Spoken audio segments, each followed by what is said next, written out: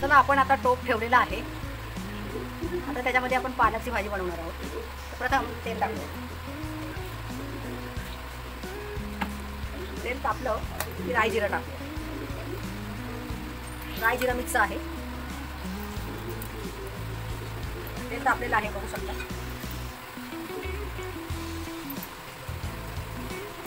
लाल पालक बनवणार आहोत. ते छान तडतडू द्या. तडतडल्यानंतर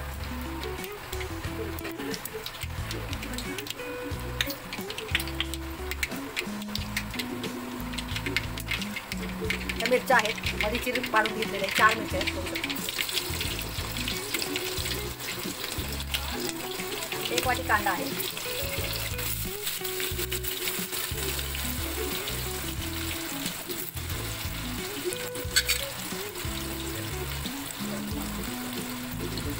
छान भाजून घेऊ. आता अद्रक आणि लसूण टाकणार आहोत आपण. 1 चमचा ओबडधोबडच चेचलेला आहे. 1 चमचा अद्रक आणि लसूण आहे.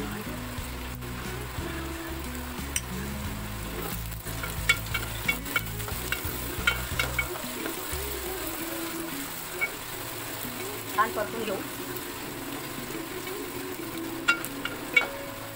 पहा कांदा अद्रक लसूण आणि मिरची छान भाजलं गेलेलं आहे. गंध सुटलेला आहे. आता ह्याच्यात आपण 1 टोमॅटो टाकणार आहोत. बारीक चिरून घेतला आहे टोमॅटो. 1च आहे.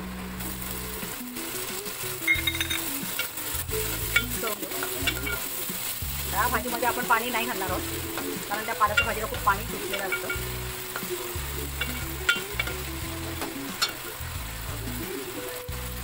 आता हळद टाकूया.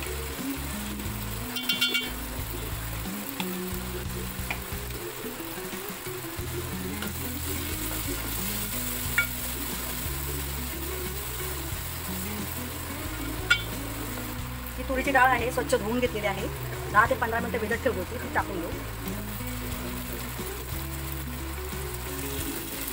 तिखट टाकू. मिरची टाकलेलीच आहे आपण. लाल तिखट थोडं कमीच टाकूया. 1.5 चमचा टाकलेला आहे. मीठ आपण शेवटी टाकणार आहोत. तर भाजी खाली किती होते बसल्यानंतरच माहिती पडते. आता हे सगळं एकजीव झालेलं आहे. टोमॅटो पण छान ग्रीन झालेला आहे. तुम्ही बघू शकता. आता पालक टाकून घेऊ. हा पालक आहे बारीक चिरलेला.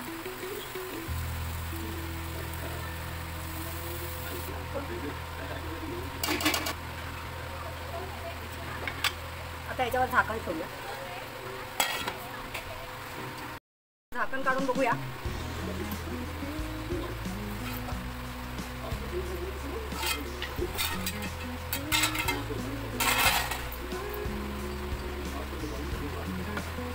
भाजी खाली बसलेली आहे. बघा पाणी खूप सुटलेलं आहे.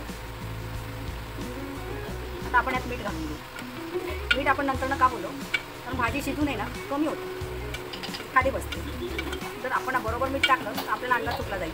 त्यासाठी भाजीवर झाकण ठेवून ती किती पत खाली बसते हे बघूनच मीठ टाका. आता खाराट होऊ शकतो.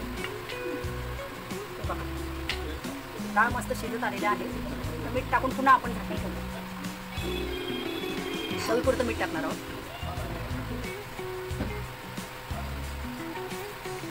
1 चमच मीठ टाकलेलं आहे कारण आपण भाकरीसोबत खाणार आहोत. ज्वारीच्या भाकरी बरोबर लागली पाहिजे बरोबर. मिक्स करून घेतो. पाणी खूप सुटलेलं आहे. आता ह्याच्यातच ती शिजली जाईल.